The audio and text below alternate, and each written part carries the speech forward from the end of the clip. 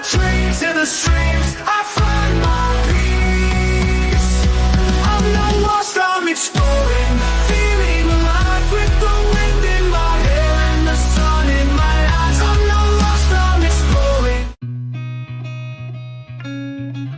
Hey everybody, welcome back to I'm Not Lost, I'm Exploring. Today we're going to do something a little bit different. We're going to restore an antique Embury lantern. This lantern is quite a bit old. It's the number 350 from Embury, also known as the Little Supreme.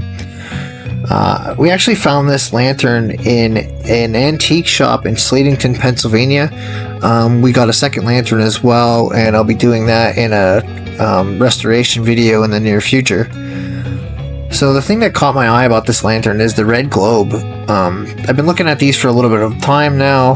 I do have an old Coleman lantern that I use for camping, but this is something a little different. I want to give it a shot, just take it along with, maybe add some ambiance to our camping trips. It's a pretty neat little design, very basic, very simple, and I understand they still make lanterns similar to this day. So as you can see, this one is in pretty rough shape. It's beat up, the wick is shot, someone has repainted it. I believe that is pretty close to the original color of this lantern.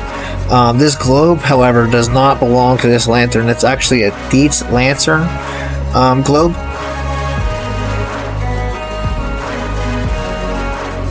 So you can see there's a little bit of rust built up around the end. Luckily enough though, the tank is pretty clean.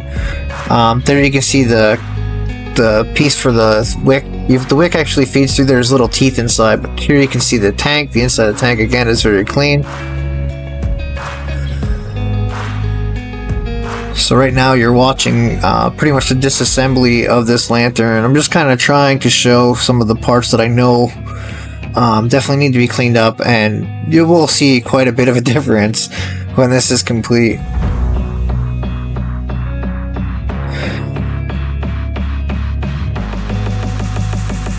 That's the inside of the chimney.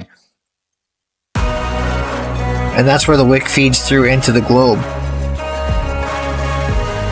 So now you can see I've mostly disassembled. Then I start sanding on it, working on the different pieces, cleaning it up a little bit. Brillo pad definitely came in handy with this. You'll see quite a bit of dust, dirt, grime, some paint come off with that. Just using the Brillo pad. There you can see the wire wheel I used to clean up the hanger. This was definitely a fun little project. I'm looking forward to doing the next one. It came out quite well. I'm happy with it. There you can see I have one side that's done with the Brillo pad and one side that isn't, and then that is after it's done with just the Brillo pad and a little bit of wire wheel, and then again with the Brillo pad just to try to shine it up a little bit.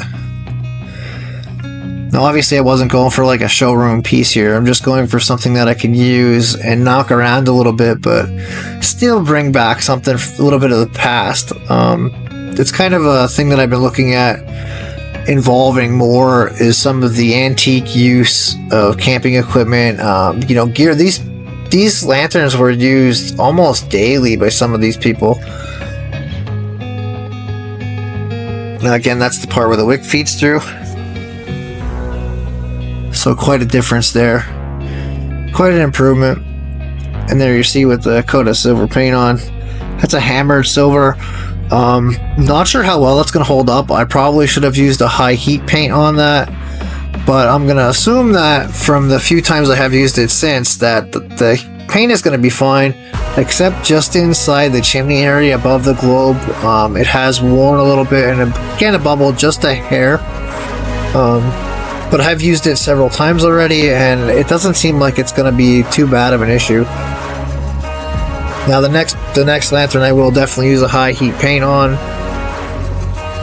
But again, this was my first restoration, so let me know what you guys think in the comments down below. But it was definitely a fun project. It's really cool when it's lit up at night. Now it doesn't throw a whole lot of light, obviously. The red globe though is pretty cool. It's something different. You'll see a couple pictures in the end here where we just had it out using it at nighttime, hanging off one of our plant holders along the fence. Now you'll see the split flame there. Actually what I had to do is round off the wick just a hair to allow it to catch in the middle, because what I was doing was burning down the sides of the wick, which was kind of odd.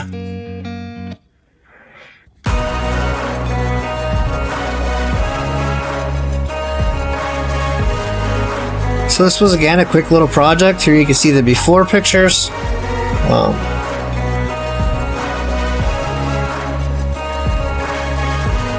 And then the after, where it's all painted up, ready to be reassembled.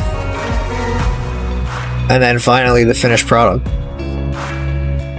So again, it was a fun little project. I hope you guys enjoyed it, and I hope to see you in the next video.